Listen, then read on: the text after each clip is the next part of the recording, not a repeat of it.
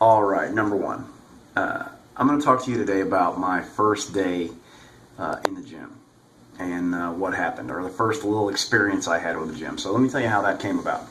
A buddy of mine called me up, and I was 13 years old, said, hey, you want to come play football? He was going to a private school. They were going to start a football team. You want to come play football? I said, yeah, whatever. So I ended up going into a little summer camp, ended up with some guys playing football and played a season. And I was already kind of a big, strong kid. I was big, way out of shape and overweight, and was nowhere near football shape, and never really got there until the middle and end of the season and started to learn what I was doing.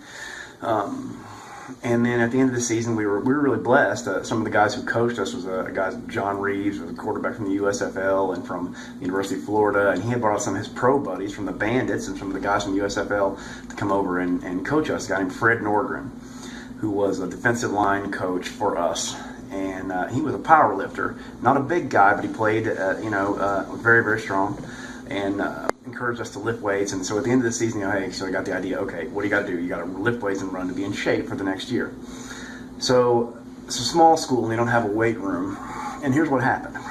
I ended up going to a little gym that was a mile from my house. Literally, it was a gym I'd passed every day on the way to school, and saw it for the first time. A little place named Gator Fitness. A guy named Dennis Jackson owned it.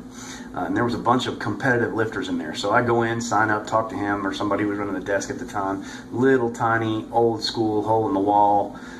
They made all the equipment. Now the guy was an extremely gifted machinist, and made all kind of crazy equipment and all this stuff. And first day there, I'm screwing around and just sort of imitating what I see. I'm doing what everybody else does, which is I don't know what I'm doing. But I got an idea that I need to do some of these exercises. I've heard of them, and I'm kind of an American male and learns about the bench press and things like that. And don't really know what I'm doing, but I'm imitating and going. So I'm there first day, second day, and I see a guy use this machine.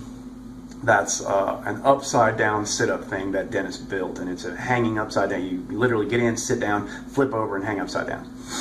And so I flip over, hang upside down, and do a few sit-ups, and I'm trying to figure out how to get back up, and I'm kind of getting back up. The guy come over and says, hey, this is how you do it. And but he'd seen me do a few sit-ups and seen me kind of give some effort into what I was doing. And a guy named Eric Fryer.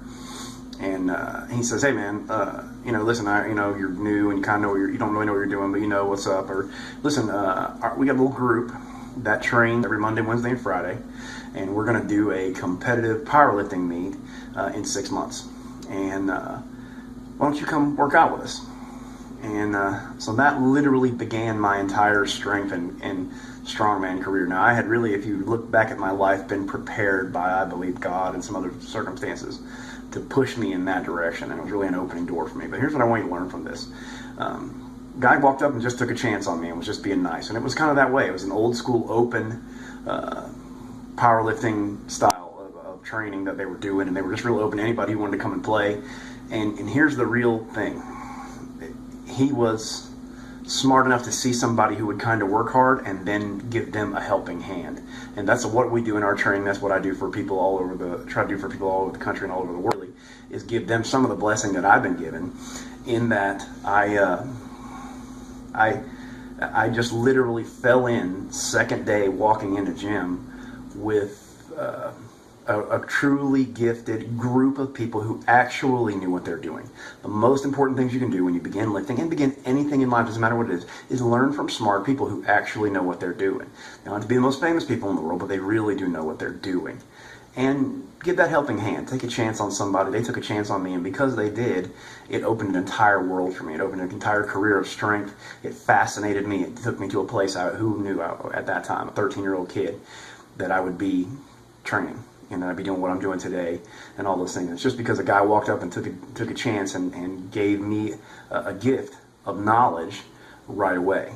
And 6 months later, I'd set 4 state records and was training with them all the time, and was really learning what there was to do. Take a chance on people, give back, and learn from the smartest people you can learn from. It doesn't matter what the avenue is.